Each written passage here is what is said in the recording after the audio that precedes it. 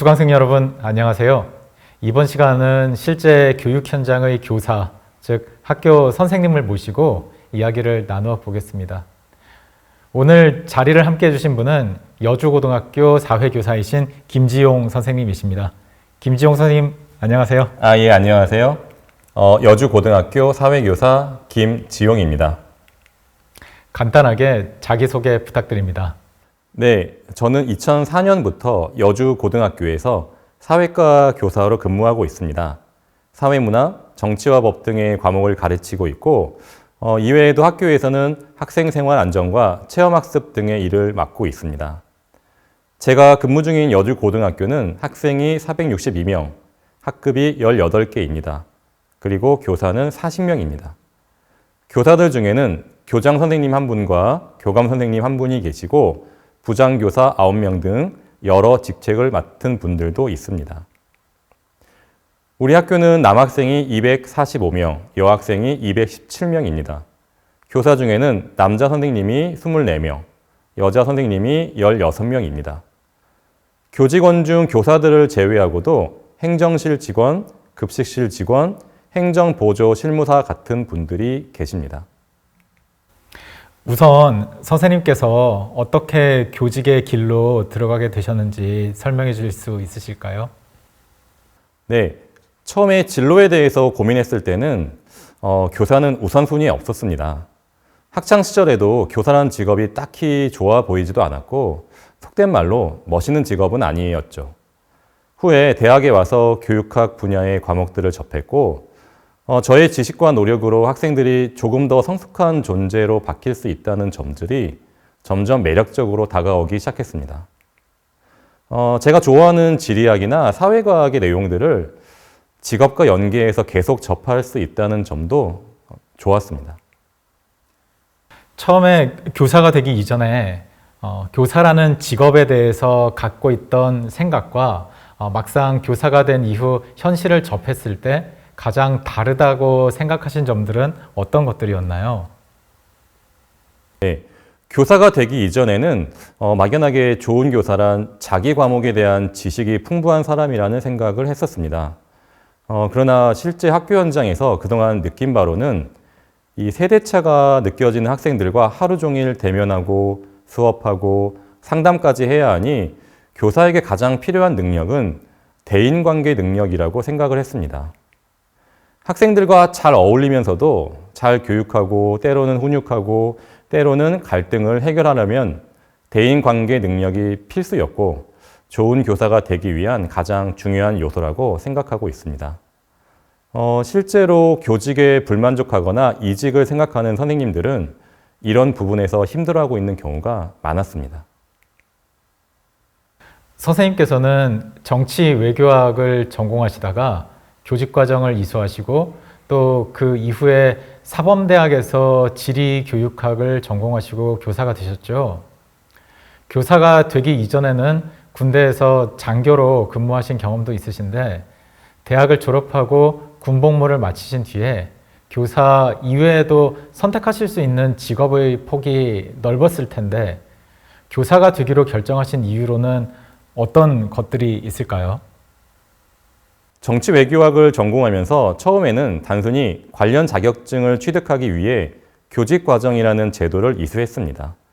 그러면서 교직에 대한 구체적인 고민을 하게 되었고 교사가 되기 위한 추가 과정으로 사범대학에 편입해서 지리교육학을 전공하였습니다. 또 육군에서는 공보 업무를 담당하는 장교로 근무했어요. 누구나 20대에는 다양한 진로 고민과 탐색을 하고 저도 비슷했습니다. 제가 당시 가장 관심을 가졌던 분야가 여행과 사진이었는데요. 그래서 사진가나 여행 작가의 진로를 생각해 보기도 했었습니다. 그런데 교사, 특히 지리교사나 사회교사는 사진이나 여행이라는 주제를 가지고 실제 수업을 할 수도 있었고 관련 경험들을 학생들과 공유하면서 학생들을 더 넓은 시야를 가진 인재로 성장시킬 수 있다는 점이 저에게는 아주 큰 매력으로 다가왔습니다. 학생들이 저로 인해 여행이나 다양한 문화체험의 즐거움과 중요함을 알게 되었다고 이야기해 주거나 졸업한 제자들이 관련 분야로 진출하는 것을 보면 보람을 느꼈죠. 또한 한국의 긴 겨울방학은 다른 일반적인 직장과는 다르게 제 여행의 어떤 욕구를 충족시킬 수도 있었고, 한국에서 교사라는 직업이 어느 정도 안정적이라는 현실적인 이유도 무시할 수는 없었습니다. 이제 교육 현장에 대한 이야기를 나누어 보겠습니다. 한국에서 교사로 근무하시면서 가장 중요하게 생각하시는 부분들이 있다면 어떤 것들일까요? 네, 아직도 한국에서는 사회적 계층 상승의 주요 수단이 교육이라고 저는 생각합니다. 제가 학생 때에는 더욱 그랬고, 지금 학생들의 학부모들도 비슷한 생각을 하고 있습니다. 그래서 여전히 자녀 교육에 공을 들이고 많은 교육비 지출과 투자에 망설임이 없는 거죠. 하지만 지금 한국의 중고등학생들은 생각이 조금 다를지도 모릅니다. 이미 한국이 그 어느 때보다도 풍요롭고 평화로운 시대에 태어나 많은 것들을 누리며 자라왔고, 그 사이에 한국에서는 절대적 빈곤층은 이미 사라졌고, 학생들은 더 이상 계층 상승에 대한 욕구가 그리 크지 않습니다. 또한 학력이나 교육이 아닌 다른 것들로 경제적 계층 상승을 이루는 것을 많이 목격했지요. 예를 들면 부동산, 주식 투자, 가상화폐, 연예인, 유튜버 이런 직업들 말입니다. 그래서 저는 학부모들과 학생들의 학교 교육에 대한 지향점이 다르다고 생각합니다. 학부모들은 아직도 전통적으로 학교 교육을 통해 입시에서의 성공을 바라고 있고, 학생들은 조금은 다른 새로운 형태의 교육을 원하고 있습니다. 이런 괴리의 중간 지역에 저 같은 교사들이 존재합니다. 학생, 학부모 각각 원하는 바를 어느 정도는 달성해 주면서 균형 잡힌 중재자 역할을 하는 게 중요하다고 생각합니다. 교사로 일하시면서 어렵게 느껴지시는 점들이 있다면 어떤 것들입니까? 어려운 점은 참 많지만 제가 두 가지 정도만 말씀드리겠습니다. 먼저 학교 행정의 비대화입니다. 행정의 비대화는 교사로서의 역할에 많은 한계를 가져온다고 생각합니다. 물론 행정의 비대화가 비단 학교 현장만의 문제는 아니라고 생각하는데요. 교사의 기본 역할은 수업, 학생 상담, 지도입니다. 그런데 행정이 비대해지면 이 기본 역할에 충실하기가 힘들어지는 거죠. 물론 24시간 일할 수 있다면 다 가능하겠지만 현실적으로는 불가능하겠죠. 수업하기 위해서, 평가하기 위해서, 상담하기 위해서 행정 서류를 계속 만들어내고 교육청에 이 전부를 보고해야 한다면 본질에 소홀할 수밖에 없습니다. 이 교육의 목표와 행정의 수단이 뒤바뀌는 목적 전치는 저는 큰 문제라고 생각합니다. 또 하나는 학생 지도의 어려움입니다. 시대가 변하고 학생 인권 보장이 확대되면서 한국의 학교에서는 학생 지도에도 큰 변화가 생겼습니다. 물론 체벌이 금지되고 학생의 인권 보장이 확대되는 점은 분명히 필요했고 큰 성과라고도 할 수 있겠지요. 하지만 시대 변화에 맞는 새로운 학생 지도 시스템이 아직은 부족하기 때문에 현재 학생 지도에 어려움이 많습니다. 물론 지금도 교칙을 어기거나 큰 잘못을 저지르게 되면 다양한 방법으로 학생 지도와 제재를 하지만 보통은 교내 봉사를 시킵니다. 근데 이런 교내 봉사와 같은 처벌이 학생 입장에서는 그렇게 힘들거나 부담이 되지 않기 때문에 실제적 실효성은 없는 편입니다.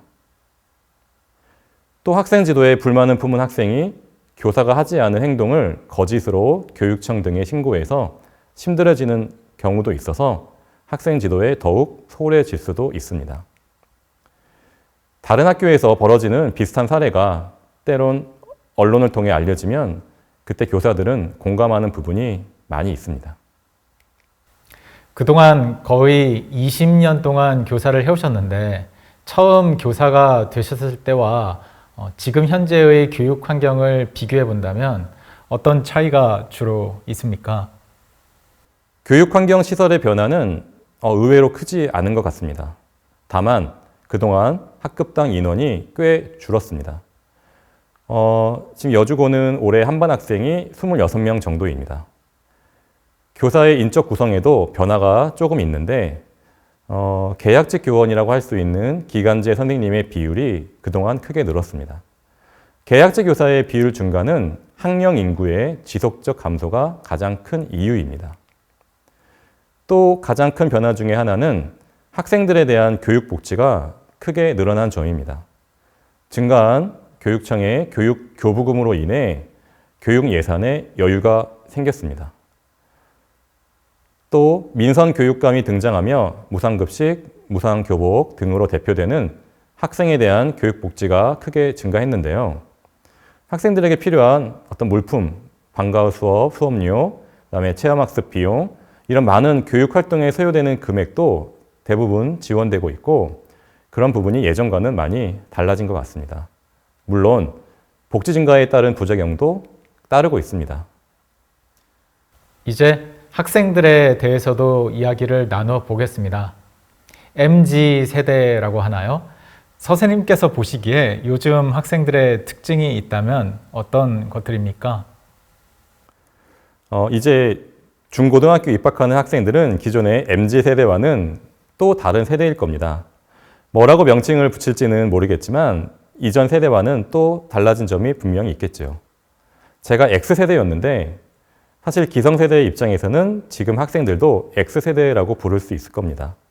왜냐하면 기성세대 관점으로는 잘 파악도, 잘 이해도 안 되는 부분이, 즉 정의가 안 되는 부분이 많기 때문입니다. 제 나름대로 부정적 평가와 긍정적 평가를 해보도록 하겠습니다. 먼저 부정적인 부분은 제가 좀 전에 말한 부분인데요. 교육복지 확대에 어두운 면이 있습니다. 지금 학생들은 기성세대와는 다르게 많은 혜택을 보며 자란 세대입니다.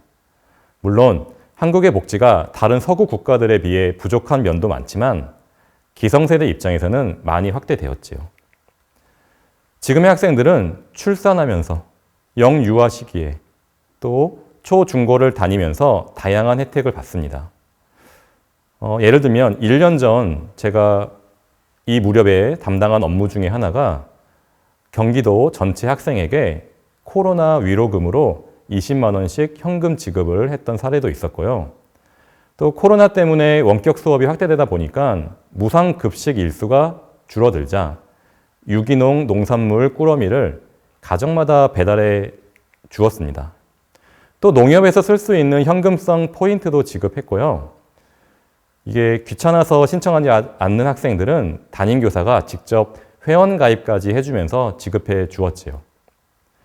매스컴에서는 청년수당, 청년복지 등의 용어가 매일 등장합니다. 물론 복지의 확대는 당연히 문제가 아닙니다. 문제는 이 복지를 너무 당연하게 받으며 성장을 해왔기 때문에 그에 대한 의존도가 너무 커졌다는 점이지요. 어쩌다가 지원이 안 되는 부분이 있으면 학생들은 이제 이해를 하지 못합니다.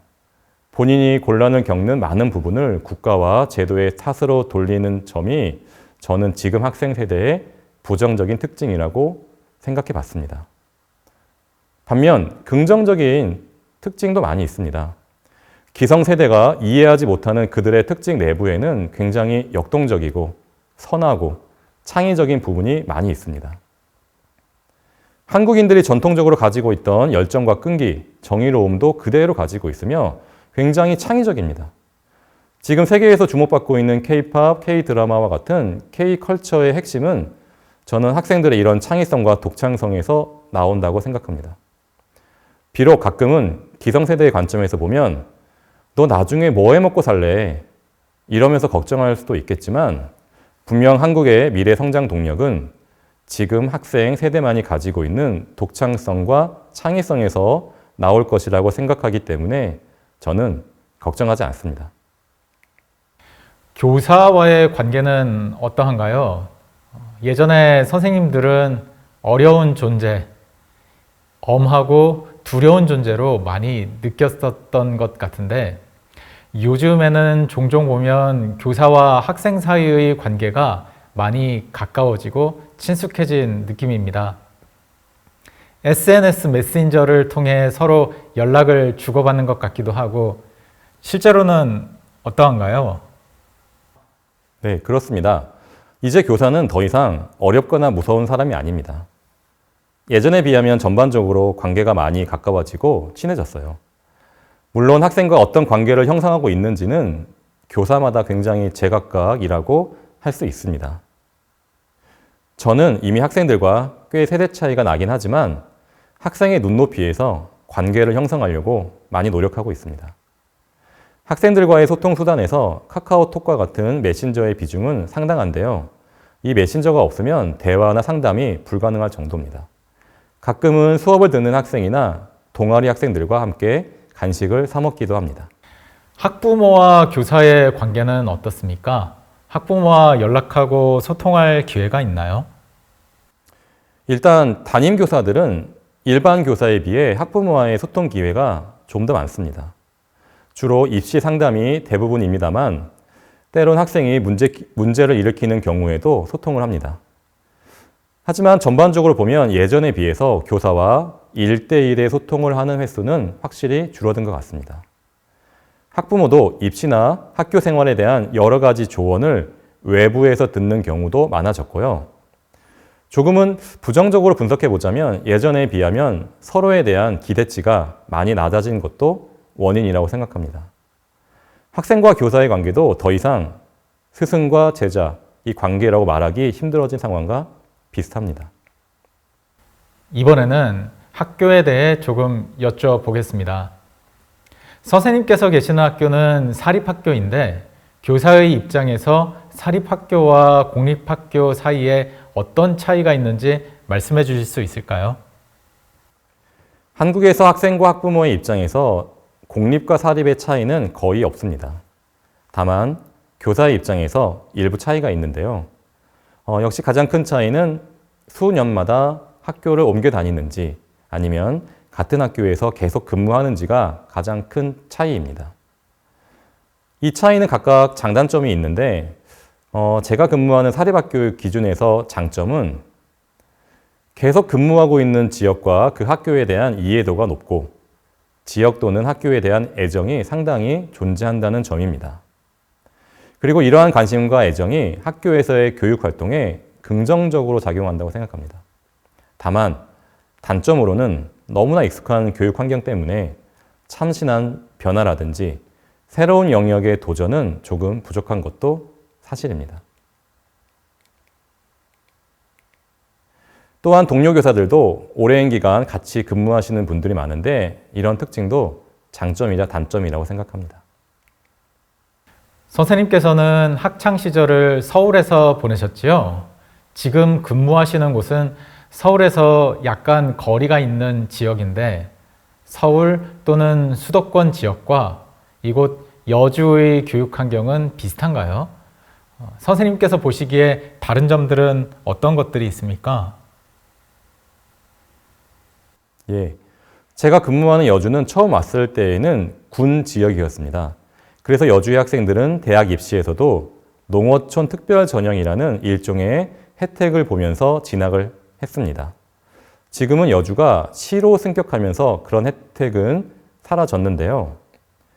여주는 수도권의 많은 도시들과 마찬가지로 도농 복합 도시입니다. 여주고에 재학하는 학생의 90%는 면이나 읍 지역이 아닌 번화하고 도시의 중심지 기능의 혜택을 보고 있는 시 지역에 거주하고 있습니다. 사실 여주 학생들 대부분은 서울이나 인천과 같은 대도시 학생들과 일상, 교육 환경, 스타일, 가치관 등이 크게 다르지 않습니다. 제 생각에 이런 점은 여주뿐만 아니라 한국의 모든 지역에서 비슷하다고 생각하는데요. 더 이상 도시, 농촌, 어촌과 같은 전통적인 지역 구분은 더 이상 의미가 없어지고 있으며 특히 학생들에게는 더 이상 큰 의미가 아니라고 생각합니다. 예를 들면 강원도에 살면서도 서울의 유명 학원 강사의 강의를 실시간으로 언제 어디서나 접할 수 있는 시대이기 때문입니다. 다만 지역별 학력 격차는 여전히 큰 문제이며 이 지역별 학력 격차는 도시와 농촌의 학력 격차가 아니라 서울의 강남, 그리고 그 강남을 제외한 나머지 전 지역의 학력 격차라는 데 문제가 있다고 생각합니다. 한국은 최근 출산율이 낮아지면서 학령 인구가 빠르게 감소하고 있습니다. 선생님께서도 혹시 현장에서 그러한 점들을 체감하고 계시는지요? 앞으로 학령 인구가 더 감소할 때 교육 현장은 어떻게 변화할 것으로 예상하십니까? 고등학교에 근무 중이라 아직 크게 체감하지는 못하고 있습니다. 최근 여주의 1년간 출생 인구가 500명이 채 안 되는데요. 이러한 낮은 출산율의 여파는 초등학교부터 시작할 것이며 저도 5년에서 10년 내로 체감을 할 것 같습니다. 여주에는 9개의 고등학교가 있는데 이러한 저출산이 지속되면 일부 학교는 폐교될 수 있겠죠. 또한 교사인 저한테는 생계의 문제가 될 수도 있겠고 초, 중, 고, 대학 모두 같은 위기에 처해 있습니다. 현재 학급당 25명 내지 26명 정도가 정원인데 학급당 인원을 더 줄일 여지는 있습니다. 문제는 20명 이하가 되었을 때 교육부의 교육정책 또는 사회적 합의에 따라 교육 환경에 분명 큰 변화가 있을 겁니다. 물론 저출산의 여파는 교육 현장과 학교뿐만 아니라 우리 사회 전반에 근본적인 변화를 가져오겠지요. 또한 네트워크와 인공지능 기능의 발달로 인해 과목별 수업에 있어서 전통적인 교사의 역할에도 변화 또는 위기가 오고 있습니다. 저출산과 인공지능의 시대에 맞춰 학교 교육은 나름의 존재 이유와 정체성을 찾아야 할 겁니다. 교사만이 할 수 있는, 학교에 등교해야만 할 수 있는 그런 교육 콘텐츠 개발도 필요하고 학급당 학생 수가 20명 이하의 교실 환경에 맞춘 교육과정의 개발 그리고 교수법 개발도 필요할 것 같습니다. 마지막으로 한국의 교육에 대해 궁금해하시는 많은 분들께 해주고 싶은 말씀이 있으시다면 부탁드리겠습니다. 처음부터 하시면 돼요. 네. 한국 경제 성장의 원인으로 인적 자원의 지속적 개발과 높은 교육열을 꼽는 경우가 많습니다. 그래서 전 세계적으로도 한국의 교육에 대한 관심은 높았습니다. 또한 아까 말씀드린 것처럼 여전히 많은 한국인들은 교육을 계층 상승의 가장 중요한 수단으로 꼽고 있으며 학교 교육의 성공적 완성은 명문대 입학으로 여기는 경우가 많습니다. 아직도 이러한 부분이 학교 교육의 중요한 부분을 차지하고 있지만 시대 변화에 따라 한국의 학교 교육엔 많은 변화가 있었습니다. 창의적 인재, 정의로운 민주시민, 국제적 감각을 지닌 글로벌 인재의 양성이 이젠 더 중요한 과제가 되었으며 과거에 비해 많은 교육 재정의 지원이 이루어지고 있습니다. 이러한 한국 교육의 변화는 이미 한국 사회 전반에 많은 변화를 가져왔으며 가까운 미래에 또 다른 대한민국의 탄생을 가져올 겁니다. 전 세계에 계신 여러분들의 지속적인 관심과 지지도 당부드립니다. 저도 최근에는 수업 시간에 전 세계의 다양한 문화를 학생들에게 지속적으로 소개해주고 있으며 문화 다양성의 중요성도 설명하고 있습니다. 앞으로 더 고도화될 세계화, 다문화 시대에 조화롭게 살 수 있는 인재를 기르는데 최선을 다하겠습니다. 많이 바쁘신데도 불구하고 인터뷰에 참여해 주시고 현장의 생생함을 전달하는 좋은 말씀을 많이 해주셔서 감사합니다. 네, 감사합니다.